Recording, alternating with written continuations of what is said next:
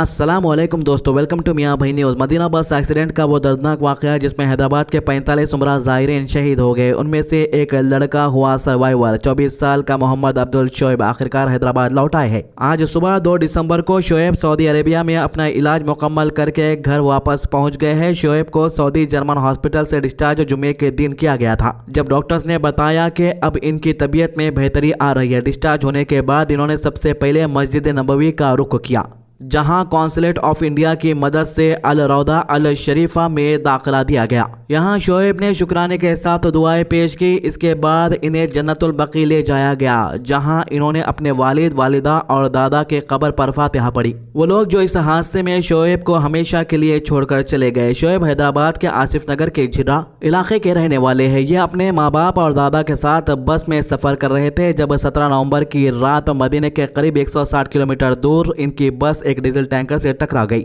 टकराहट इतनी शिद्दत की थी कि बस में फौरन आग लग गई और चंद ही लम्हों में कई जिंदगियां जलकर खाक हो गई। एक को छोड़कर सभी शहीद हो गए। शोएब ने इस हादसे में अपनी आंखों के सामने सब कुछ खो दिया, इनका घराना, इनकी मासूमियत, इनकी पुरानी जिंदगी। शोएब को मुंह और पांव पर गहरी चोटें आई थी और कई दिन आईसीयू में रहना पड़ा। हैदराबाद से ताल्लुक रखने वाले डॉक्टर मोहम्मद नूरुद्दीन और सऊदी डॉक्टर यासीन ने कहा पूरा इलाज सुपरवाइज किया। डॉक्टर्स का कहना है कि हैदराबाद वापस जाने के बाद शोएब के जख्मों की ड्रेसिंग हर 3 दिन बाद करनी पड़ेगी और रिकवरी का सफर लंबा और तकलीफदेह होगा। हॉस्पिटल से निकलते वक्त शोएब व्हीलचेयर पर थे, लेकिन दिल में शुक्र और हिम्मत के साथ इनके भाई मोहम्मद समीर और हज कमेटी के मेंबर मोहम्मद मसूद इनके साथ है और वही इनको हैदराबाद वापस लाए। शोएब ने मीडिया से बात करते हुए कहा कि वो सबका दिल से शुक्रिया अदा करते हैं, उन लोगों का जो उनके लिए दुआ करते रहे, तेलंगाना गवर्नमेंट का जो फैमिलीज को सपोर्ट करती रही और इंडियन कौंसलेट का जिसने बॉडीज की पहचान, दफन और पेपर वर्क में मदद की।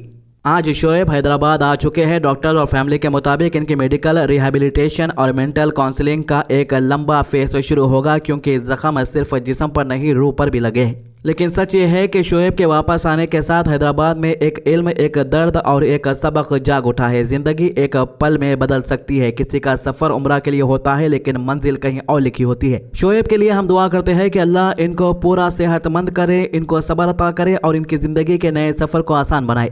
जो मेरी फैमिली को सपोर्ट करे, जो मेरे को सपोर्ट करे, इरफान साहब का, मसूद साहब का तो बहुत बहुत शुक्रिया अदा करता हूँ मैं। तबीयत कैसी है आपकी शेख? अल्हम्दुलिल्लाह ठीक है। अल्लाह आपको सेहत दे। शेख कुछ 2 मिनट वहाँ का वाकया बयान कर। नहीं वहाँ का कुछ भी नहीं है भाई, खाली बस मेरी स्टॉप थी, रुकी हुई थी, पीछे से टैंकर लाके मार जाओ, उतने में हो गया हंसाओ, 5 मिनट के अंदर ही हो गया उतना।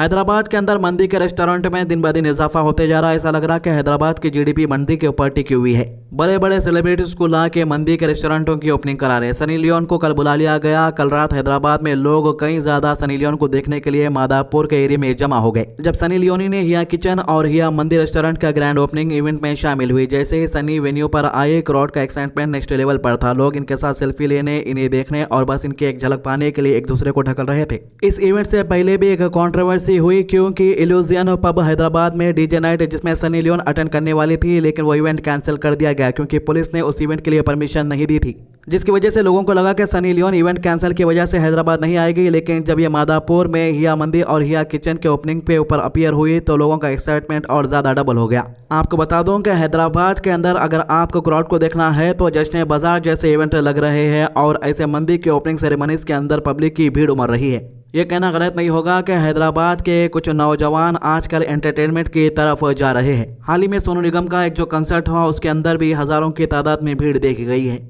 इसके अलावा हैदराबाद से एक और इंटरेस्टिंग और वायरल अपडेट सामने आ रही है। तेलंगाना के चीफ मिनिस्टर रेवंत रेड्डी अपना फुटबॉल प्रैक्टिस लगातार दूसरे दिन भी जारी रखे हुए हैं। यह प्रैक्टिस MCHRD ग्राउंड पर हो रही है, जहां फुल ट्रेनिंग सेशन में नजर आए हैं। इनका ये practice session upcoming friendly match के लिए है, जो इस महीने के एंड तक होने वाला है। सबसे ज्यादा हाइप इस बात पर बनी हुई है कि ऑर्गेनाइजर्स ने अनाउंस किया है कि अर्जेंटीना के legendary footballer superstar Lionel Messi 13 दिसंबर को हैदराबाद विजिट करने वाले हैं और ये भी कहा जा रहा है कि मेसी अपना अपना इंडिया टूर के दौरान चीफ मिनिस्टर से मिलने वाले हैं। ये न्यूज सुनते ही पब्लिक और पॉलिटिकल सर्कल्स दोनों में एक्साइटमेंट और क्यूरियोसिटी बढ़ गई है। गवर्नमेंट सोर्सेज का कहना है कि तेलंगाना सरकार मेसी को तेलंगाना राइजिंग 2047 इनिशिएटिव के लिए एक ग्लोबल ब्रांड एम्बेसडर बनाने पर सीरियसली कंसिडर कर रहे हैं। अगर ये प्लान सक्सेसफुल होता है तो तेलंगाना की ब्रांडिंग और ग्लोबल इमेज दोनों के लिए एक नया बूस्ट मिलेगा। मेसी का हैदराबाद आना ही एक ह्यूज मूवमेंट होगा और अगर वो स्टेट के इनिशिएटिव से ऑफिशियली जुड़े होते हैं तो तेलंगाना के लिए एक ग्लोबल लेवल का माइलस्टोन बन सकता है। इसी वजह से कहा जा रहा है कि चीफ मिनिस्टर रेवंत रेड्डी ने स्ट्रक्चर्ड और रेगुलर प्रैक्टिस शुरू की है। रिपोर्ट्स के मुताबिक इनका एक प्रोपोज्ड प्रैक्टिस मैच भी ऊपर स्टेडियम में प्लान हो रहा है, जहां पॉसिबिलिटीज है कि मेसी के साथ पिच शेयर करने का मौका मिले। ये बात सुनते ही तेलंगाना के लोगों और उनके सपोर्टर्स में प्राउड और एक्साइटमेंट का माहौल बन गया है। रेवंत रेड्डी के सपोर्टर का कहना है कि उनके लगातार प्रैक्टिस सेशन से ये क्लियरली दिख रहा है कि वो इस मैच को सीरियसली ले रहे हैं। इनका डिसिप्लिन और डेडिकेशन इनके बॉडी लैंग्वेज में बिल्कुल एविडेंट है। सपोर्टर्स का मानना है कि अगर फ्रेंडली मैच प्लान के मुताबिक होता है तो सीएम एक कॉन्फिडेंट और सॉलिड परफॉर्मेंस पिच पर दे सकते हैं। पॉलिटिकल सर्कल्स में भी इस अपडेट को लेकर बहुत डिस्कशन हो रहे हैं। रूलिंग पार्टी के अंदर ऑब्जर्वर्स का कहना है कि सीएम का डायरेक्टली स्पोर्ट में इन्वॉल्व होना वर्कर और पार्टी कैडर्स के लिए एक मोटिवेशनल सिग्नल है। ये सिर्फ एक फ्रेंडली मैच नहीं बल्कि तेलंगाना में स्पोर्ट कल्चर को बूस्ट देने एक सिंबलिक स्टेप समझा जा रहा है। इस मूव से पब्लिक इंटरेस्ट भी काफी इंक्रीज हुआ है। पब्लिक का कहना है कि जब एक सीएम खुद ग्राउंड पर उतरकर प्रैक्टिस कर सकता है तो यूथ और प्लेयर्स के लिए एक पॉजिटिव मैसेज है कि स्पोर्ट्स को सिर्फ प्रमोट नहीं बल्कि लाइव भी किया जाना चाहिए। रेवंत रेड्डी के 2 कंसेक्यूटिव ट्रेनिंग डेज ने सपोर्टर्स के अप्रिसिएशन और रिस्पेक्ट को और ज्यादा स्ट्रांग बनाया है। सोशल मीडिया पर इनके प्रैक्टिस वीडियोस और फोटो ऑलरेडी ट्रेंड कर रहे हैं और लोग इस अपकमिंग फ्रेंडली मैच का बेसब्री से इंतजार कर रहे हैं। अब सबकी नजर एक ही चीज पर है कि लियोनेल मेसी और रेवंत रेड्डी एक ही फुटबॉल फील्ड पर अपीयर होंगे। अगर हाँ तो यह मोमेंट हैदराबाद के लिए सिर्फ मेमोरेबल नहीं बल्कि हिस्टोरिक हो सकता है। हैदराबाद में एक्साइटमेंट बढ़ रही है, स्पेकुलेशन चल रहे हैं और तेलंगाना के लोग अब काउंटडाउन मोड में आ चुके हैं। अगले कुछ दिन बहुत इंटरेस्टिंग होने वाले हैं। उत्तर प्रदेश के वाराणसी में पुलिस ने एक स्पा सेंटर और एक फ्लैट पर रेड मारी जहां पर गलत हरकत चल रही थी। दोनों जगहों पर पुलिस ने एक्शन लेते हुए 9 लड़कियों और 4 लड़कों को गिरफ्तार किया। जहां फ्लैट के अंदर रेड हुई वो शालिनी यादव का है। शालिनी के शोहर का नाम अरुण यादव है। शालिनी का बैकग्राउंड भी काफी पॉलिटिकल रहा है। पहले इन्होंने कांग्रेस से मेयर का इलेक्शन लड़ा, फिर समाजवादी पार्टी से एमपी का इलेक्शन भी कंटेस्ट किया, लेकिन बाद में इन्होंने पार्टी बदल दी और जुलाई 2023 में बीजेपी ज्वाइन कर लिया। ये पूरा मामला सामने आने के बाद लोकल सर्कल में बहुत चर्चा हो रही है, क्योंकि एक तरफ तो ये पॉलिटिशियन अपने आप को पब्लिक सर्विस और संस्कार का ब्रांड बना के पेश करते हैं और दूसरी तरफ ऐसी हरकत। इसके अलावा एक और मामला राजस्थान से आ रहा है, जहां पर लिव इन रिलेशनशिप में रहने वाली एक महिला की 9 साल की बेटी के साथ गंदी हरकत इस शख्स ने की है। उदयपुर के सवीना पुलिस लिमिट में 9 साल की बच्ची से गलत हरकत और सनसनीखेज मामला सामने आया है। इस घिनौनी हरकत का आरोपी कोई और नहीं बल्कि ये लड़की का सौतेला बाप ही निकला। लड़की का पिता ने उसे और उसकी बीवी को छोड़ दिया था। तब से ये महिला आरोपी को जिंदगी साथी मानकर चल रही थी।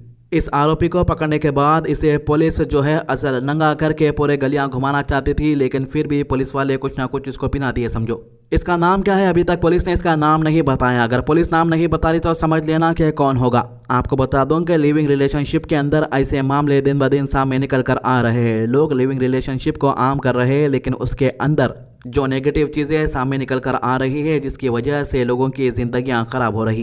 तो ये थे अभी तक की अपडेट। आज की अच्छी बात, रसूलुल्लाह सल्लल्लाहु अलैहि वसल्लम ने फरमाया, अल्लाह ताला तुम्हें हुक्म देता है कि जो सबसे ज़्यादा करीबी रिश्तेदार हो उसके साथ उतना ज़्यादा हुस्न सलूक यानी अच्छा बर्ताव करो। मुस्तदरक हाकिम 7246। हमारे चैनल को सब्सक्राइब कीजिए, हमारे वीडियोस को ज़्यादा से ज़्यादा शेयर कीजिए, नमाज की पाबंदी कीजिए, कुरान की तिलावत कीजिए और दुआ में याद रखिए। अल्लाह हाफिज़।